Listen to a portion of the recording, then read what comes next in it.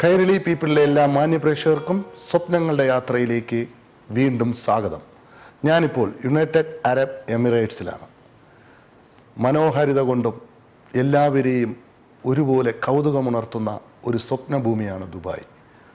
ലോകത്തിൻ്റെ ഭൂപടത്തിൽ ദുബായ്ക്ക് വളരെ കാര്യമായ ഒരു സ്ഥാനമുണ്ട്. അതിൻ്റെ പ്രധാന പങ്ക് ഇവിടുത്തെ ഭരണാധികാരികളാണ്. കാര്യദർശിയുള്ള ദീർഘവീക്ഷണമുള്ള നല്ല ഭരണാധികാരികൾ ദുബായിലുണ്ടായിരുന്നു എന്നുള്ളതാണ് സത്യം. അതുപോലെ നമ്മുടെ പ്രവാസി മലയാളികൾ അവരുടെ കഠിനാധ്വാനവും സത്യസന്ധതയും ഈ യുണൈറ്റഡ് അറബ് എമിറേറ്റ്സിൻ്റെ വികസനത്തിന് കാര്യമായ പങ്കുവഹിച്ചിട്ടുണ്ട്. ഇവിടെ സ്വപ്നങ്ങളുടെ യാത്രയുമായി ഞാൻ തുടങ്ങുമ്പോൾ ഒരുപാട് പ്രവാസി മലയാളികൾ അവരുടെ ദീർഘവീക്ഷണം, സത്യസന്ധത, ആത്മാർത്ഥത, ദൈവവിശ്വാസം ഇതൊക്കെയാണ് അവരെ വലിയ ഒരു വ്യവസായിയായി മാറ്റുവാൻ സാധിച്ചത്. ഇന്ന് ഞാൻ നിങ്ങളുടെ മുമ്പിൽ പരിചയപ്പെടുത്തുവാൻ പോകുന്ന അതിഥി തലസ്ഥാന നഗരിയിലെ തോന്നയ്ക്കലിനടുത്തുള്ള കല്ലൂർ എന്ന കൊച്ചു ഗ്രാമത്തിൽ നിന്നും വർഷങ്ങൾക്ക് മുമ്പ് ജോലി എന്ന സ്വപ്നവുമായി ദുബായിലെത്തുകയും ആത്മാർത്ഥതയും സത്യസന്ധതയും കൊണ്ട് ഒരു വിജയം നേടിയെടുത്ത ഒരു മലയാളിയാണ്. വളരെ സന്തോഷപൂർവ്വം അദ്ദേഹത്തെ ഈ പ്രോഗ്രാമിലേക്ക് ഞാൻ സ്വാഗതം ചെയ്യുന്നു. ഹെർക്കുലീസ് ഗ്രൂപ്പ് ഓഫ് കമ്പനീസിൻ്റെ മാനേജിംഗ് ഡയറക്ടർ ശ്രീ അബ്ദുൽ ലത്തീഫ്. വളരെ സന്തോഷം സർ. സന്തോഷം. തോന്നയ്ക്കലിലെ കല്ലൂർ എന്ന കൊച്ചു ഗ്രാമം, കുട്ടിക്കാലം അവിടെ നിന്നാണെന്നറിയാം. എങ്ങനെയായിരുന്നു സർ ആ ബാല്യകാലം? സാധുവായ ഒരു മാന്യ കുടുംബത്തിൽ നിന്ന് ജനിക്കാനും അവിടെ തന്നെ വളർന്ന് ഒരു 15 വയസ്സ് വരെ ആ നാട്ടിൽ ഏകദേശം SSLC കഴിയുന്നത് വരെ അവിടെയും, പിന്നെ അത് കഴിഞ്ഞ് കുറേ നാൾ എൻ്റെ സഹോദരി താമസിക്കുന്ന കല്ലമ്പലം എന്ന് പറയുന്ന ആ ഒരു സ്ഥലത്തേക്കും അവിടെ നിന്ന് പിന്നെ ഡൽഹിയിലേക്കും, അവിടെ നിന്ന് പിന്നെ തിരിച്ച് കേരളത്തിലെത്തി, പിന്നെ കേരളത്തിൽ നിന്നാണ് ഈ ദുബായിലേക്ക് വരുന്നത്. വളരെ ഒരു ബാല്യകാലം കഴിഞ്ഞ ഉടൻ തന്നെ ജീവിതത്തിനോട്, അതായത് നമ്മുടെ യഥാർത്ഥ ജീവിതത്തിലേക്ക് കളിക്കൂട്ടുകാരുമായിട്ട് പോകുന്നതിന് പകരം ജോലി എന്ന ഒരു ഇതിലേക്ക് മാറി എന്നുള്ളതാണ് സത്യം. സത്യം അത് തന്നെയാണ്. വിദ്യാഭ്യാസവും ഒരു പൂർണ്ണ രൂപത്തിൽ എത്തിക്കാൻ കേരളത്തിൽ നിന്ന് എനിക്ക് കഴിഞ്ഞിട്ടില്ല.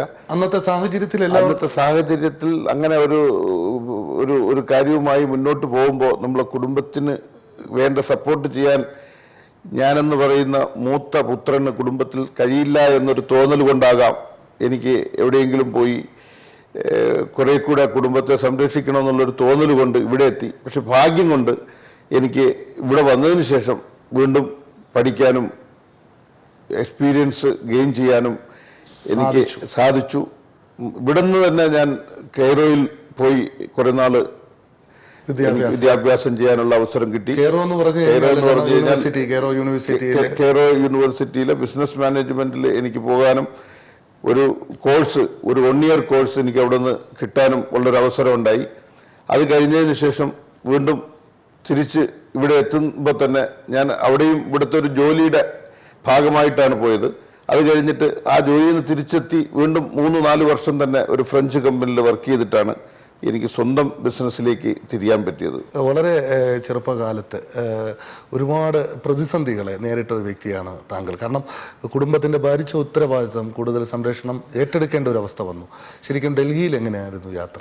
ഡൽഹിയിലും യാത്ര യഥാർത്ഥത്തിൽ പോയത് ഗൾഫിൽ പോകാൻ വേണ്ടിയുള്ളൊരു യാത്രയായിരുന്നു. ഡൽഹിയിലേക്ക് അതാണ്. പക്ഷേ അവിടെ ചെന്നിട്ടും എനിക്ക് കുറച്ച് ടെക്നിക്കൽ നോളജും ടെക്നിക്കൽ എഡ്യൂക്കേഷനും ഒക്കെ സൗകര്യം ഉണ്ടായി. അങ്ങനെ വേറെ നിവൃത്തിയില്ലാത്തത് കൊണ്ട്, വേറൊരു കാര്യവും ചെയ്യാൻ അവിടെ കഴിയാത്തത് കൊണ്ട് ചില ടെക്നിക്കൽ ട്രെയിനിങ്സ് എല്ലാം എനിക്ക് അവിടെ കിട്ടി. അങ്ങനെ അതും മനസ്സിൽ വെച്ചുകൊണ്ടാണ് ഗൾഫിലേക്ക് വന്നത്. പിതാവ് എന്തായിരുന്നു ജോലി? പിതാവ് ബിസിനസ്സുകാരനായിരുന്നു. ബിസിനസ് തന്നെയാണ് അദ്ദേഹത്തിൻ്റെ തുടക്കം മുതൽ. 2-3 വയസ്സുകൊണ്ട് അദ്ദേഹത്തിൻ്റെ ചെറിയ ചെറിയ ബിസിനസ്സുകളെ കുറിച്ച് എനിക്കറിയാം. അദ്ദേഹത്തിൻ്റെ ബിസിനസ് കൊണ്ട് തന്നെയാണ് ഞങ്ങളെല്ലാം ഈ നിലയിലൊക്കെ എത്തിക്കാനും ഒക്കെ അദ്ദേഹത്തിന് കഴിഞ്ഞിട്ടുള്ളത്. ഒരു പക്ഷേ ജനിച്ചു വീഴുന്നത് നമ്മൾ ആ ബിസിനസ് കണ്ടുപഠിച്ചിട്ട് തന്നെയാണ്. അതൊരു ജീവിതത്തിൽ നമ്മൾ എത്രത്തോളം ഈ ഒരു ബിസിനസ് രംഗത്തേക്ക് വരുമ്പോൾ പോലും അത് ഒരുപാട് സഹായമായി എന്നുള്ളതാണ് സത്യം. എൻ്റെ പിതാവിൻ്റെ ബിസിനസ്സും അതുപോലെ എൻ്റെ ബ്രദറില്ല, എൻ്റെ സിസ്റ്ററുടെ ഹസ്ബൻഡ്, പുള്ളിയും കല്ലമ്പലത്തിലെ ഒരു ബിസിനസ്സുകാരനായിരുന്നു. അന്നത്തെ കാലത്ത് ഒരു ബിസിനസ്സായിരുന്നു. ആ ബിസിനസ്സിൽ കൂടെ എല്ലാം എനിക്ക് കൂടെ നിൽക്കാനും വേണ്ട രീതിയിലുള്ള പഠിത്തവും സഹായവും എല്ലാം എനിക്ക് അതിനകത്തുനിന്ന് നേടിയെടുക്കാനും കഴിഞ്ഞിട്ടുണ്ട്. അതിൻ്റെ എല്ലാം പിറകിൽ ഞാൻ ഭയപ്പെട്ടത് യഥാർത്ഥമായിരുന്നോ എന്ന് എനിക്കിപ്പോൾ ചിന്തിക്കാൻ കഴിയുന്നില്ല.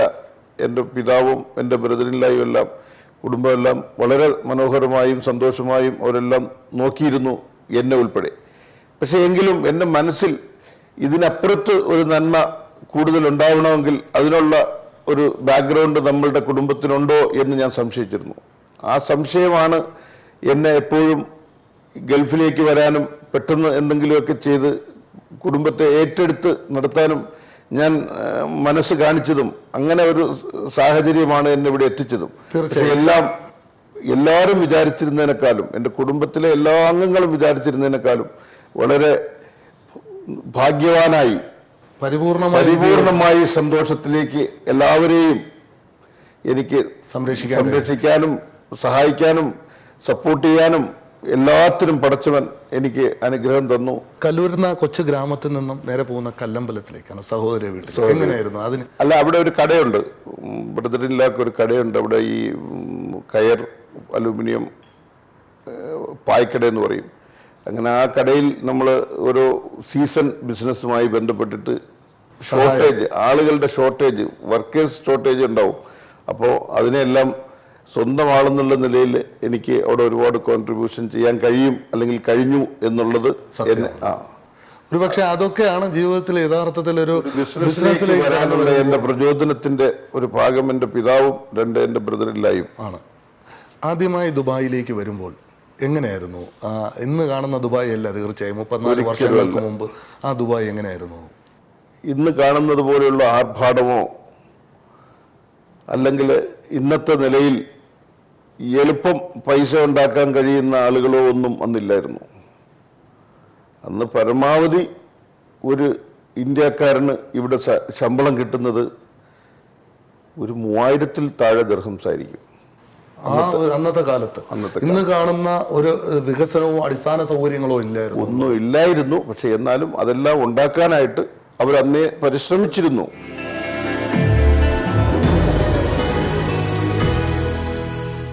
ഒരുപാട് സ്വപ്നങ്ങളുമായി ഗൾഫ് രാജ്യങ്ങളിലേക്ക് വരുന്ന നമ്മുടെ മലയാളികൾ, ഞാൻ ജീവിതത്തിൽ അനുഭവിച്ച ഏറ്റവും വലിയ വേർപാടിന്റെ ഒരു വർഷമായിരുന്നു. ഒരു നേരമേ ഒരു ബ്രെഡും ഒരു തൈരും കഴിച്ചിട്ട് അവരുടെ നാട്ടിൽ പൈസ എത്തിച്ചു കൊടുക്കാൻ വേണ്ടിയിട്ട് ഏത് കാര്യത്തിലും ബുദ്ധിമുട്ടിയാ അവൻ പരാജയപ്പെടില്ല. ദുബായിനെ സംബന്ധിച്ചുള്ള ഒരു പൊസിഷൻ എന്ന് പറഞ്ഞിട്ടുണ്ടെങ്കിൽ there is no value. അന്യരാജ്യത്ത് എന്നാൽ അവരെന്ത് ജോലി എടുക്കാൻ തയ്യാറാണ്. ഒരുപാട് വിഷമങ്ങൾ വന്നിട്ടുണ്ട് ഈ 24 വർഷത്തിനുള്ളിൽ തന്നെ. ദൈവം തന്നാൽ മാത്രമേ നമ്മളെ തല്ലുണ്ടാവും. പ്രവാസ ഭൂമിയിൽ തന്നെ ഭാവിയും ജീവിതവും കണ്ടെത്താൻ എപ്പോഴും ശ്രമിച്ചുകൊണ്ടിരിക്കും.